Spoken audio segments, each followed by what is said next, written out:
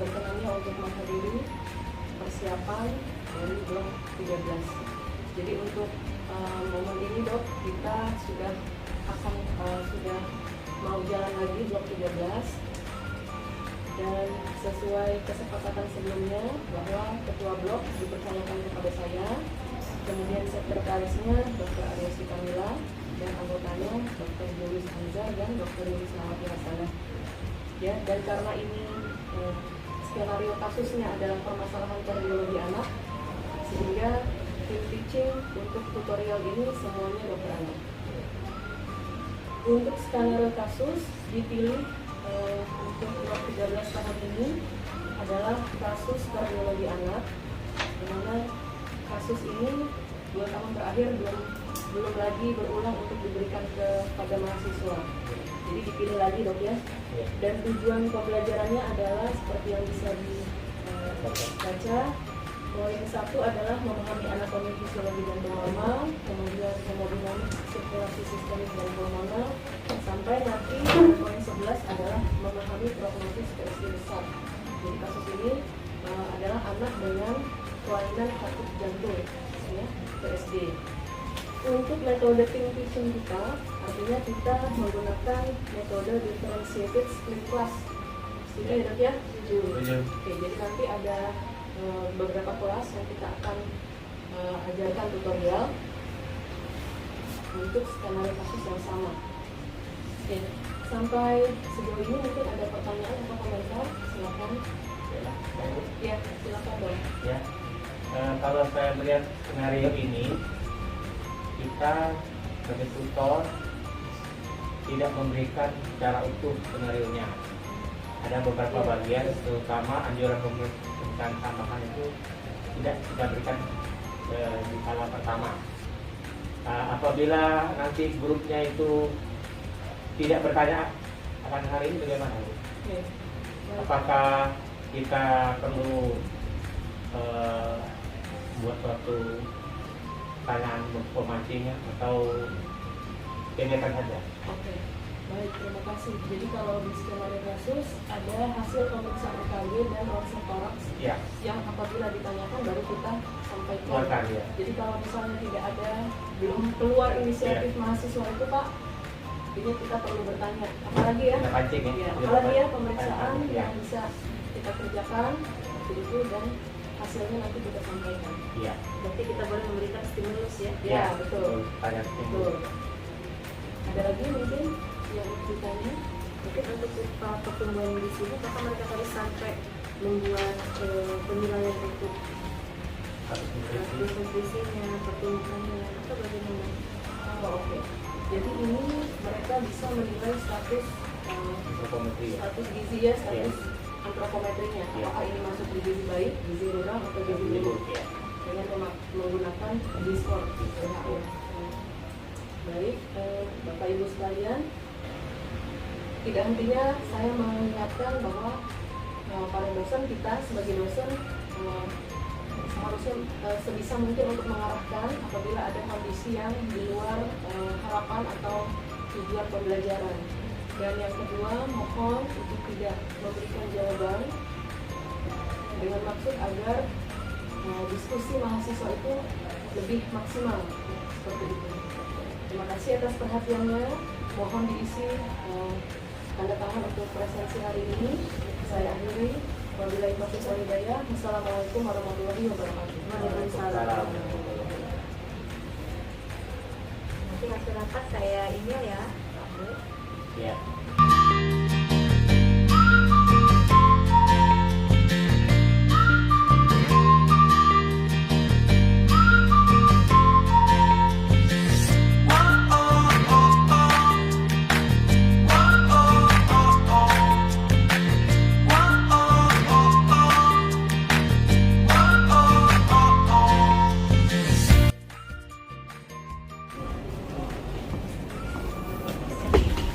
Assalamualaikum. Waalaikumsalam. Selamat siang dokter.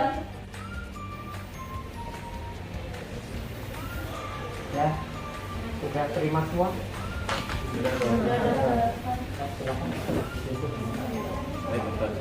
Assalamualaikum warahmatullahi warahmatullahi wabarakatuh. Yang terhormat Dr. Julius Anigar, spesialis organ hitam, sudah berada di tengah-tengah kita untuk acara tutorial ya pada hari ini, tutorial blok 13 skenario C, kelompok 1. Sebelumnya perkenalkan, saya Muhammad Ramadan, dokter sebagai moderator, dan teman saya Anes Claudia Atma sebagai sekretarisnya dokter. Selanjutnya kita pembacaan skenario ya dilanjutkan oleh Barok. Silakan Barok. Oke, terima kasih. Terus kita pada pagi hari ini yaitu Jingga, anak 2 tahun 8 bulan, dirujuk karena sesak napas. Sejak 1 minggu yang lalu ia menderita batuk dan sudah berobat ke dokter. Biasanya setelah mengonsumsi obat-obatan Jingga sembuh dari batuknya. Namun pada pengobatan terakhir ini tidak ada perbaikan. 2 hari sebelum merawat inap, Jingga mengeluh sesak napas, anoreksia, penurunan aktivitas, mudah lelah dan keringat dingin di dahi. Ibunya khawatir dengan kondisi Jingga dan membawanya ke rumah sakit.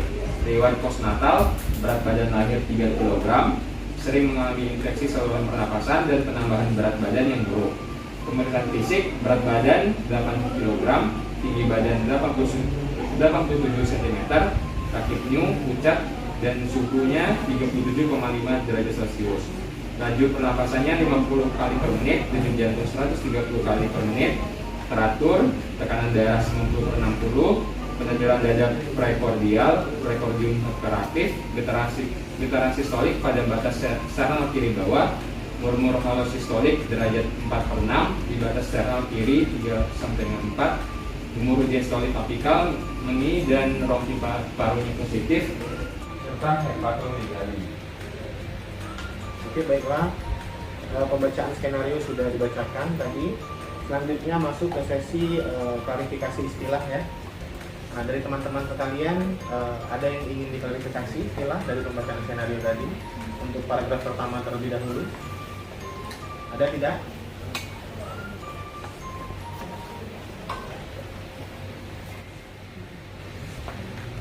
Tidak ada ya.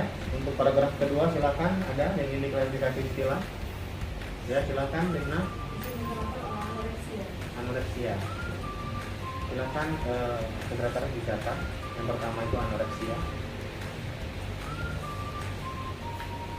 Selanjutnya ada lagi dari paragraf kedua tadi yang ingin diklarifikasi istilah.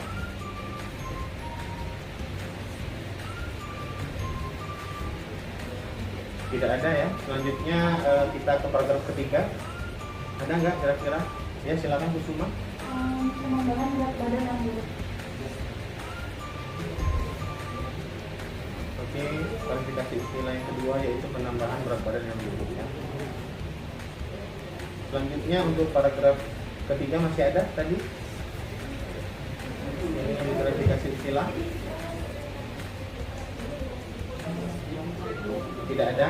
Oke, baik, untuk paragraf terakhir apakah ada? Ya, silakan dipanggil. Oh, takut ini. Baik. Apakah ada lagi teman-teman? Ya, silakan. Alhamdulillah. Hah? Oke, ini. Baik, sudah cukup untuk klarifikasi istilahnya ya. Baik, untuk kualifikasi istilah yang pertama itu ada anoreksia, yang kedua ada penambahan berat badan yang buruk, ketiga takipnya, yang keempat itu meni. Saya kasih waktu 10 menit ya untuk mencari klarifikasi istilahnya. Baik, dimulai dari sekarang. Silakan teman-teman.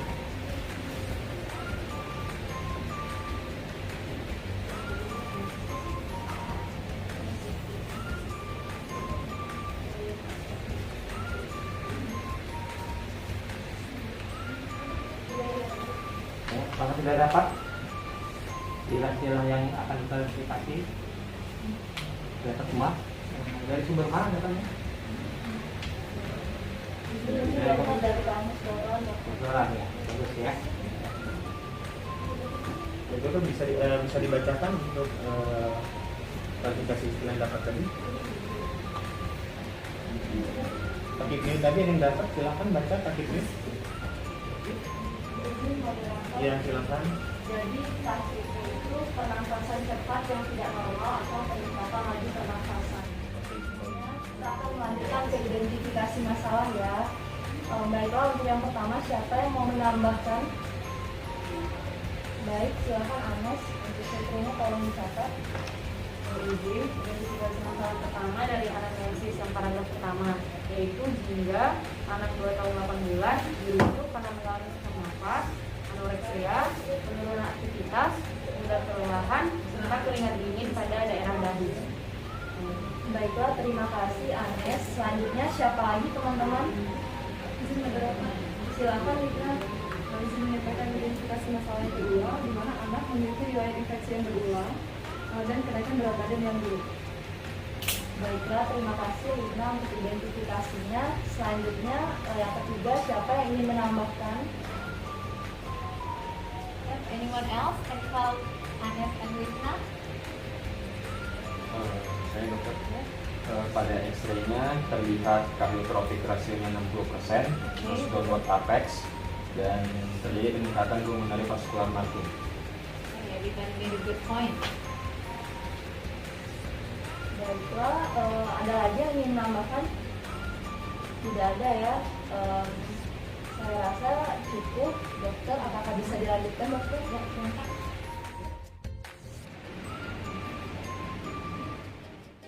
Thank you very much for all of your active participation. You can continue with your discussion, and then we'll meet again in 2 days for further discussion in our panel. Okay, thank you. Good luck.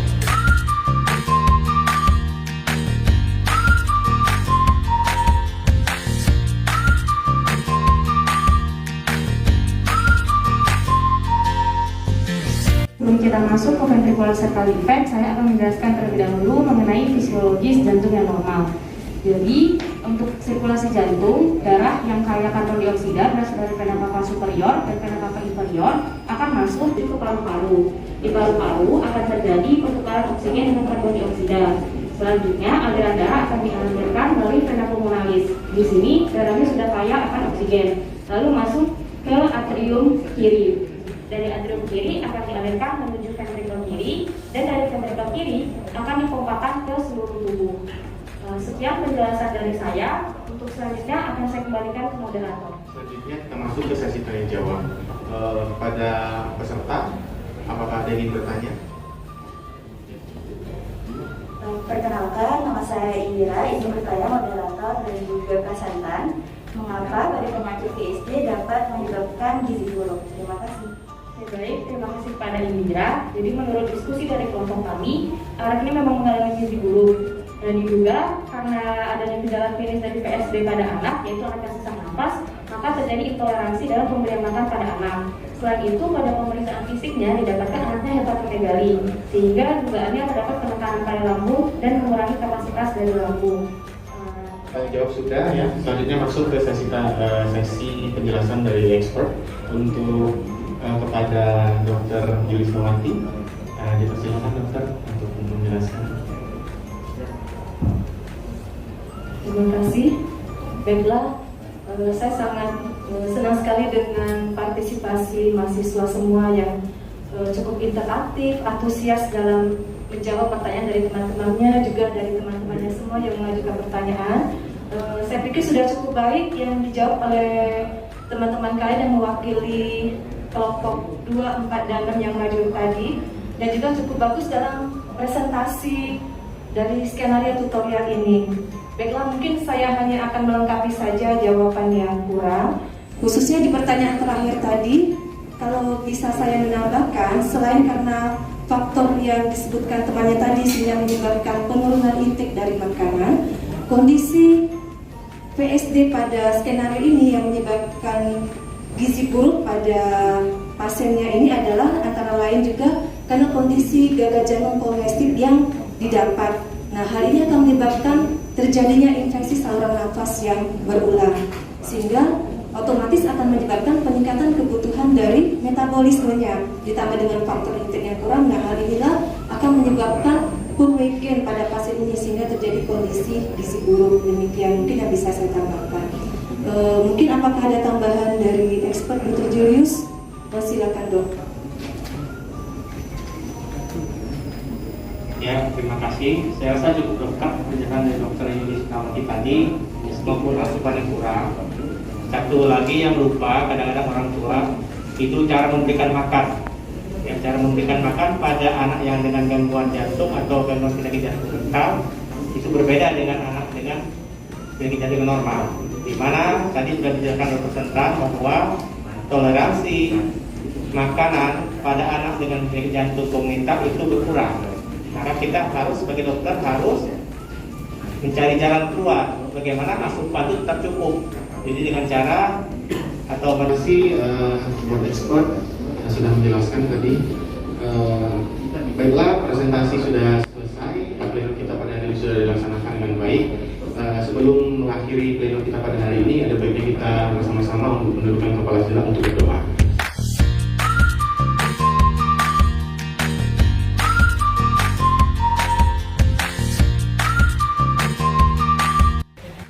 Assalamualaikum warahmatullahi wabarakatuh.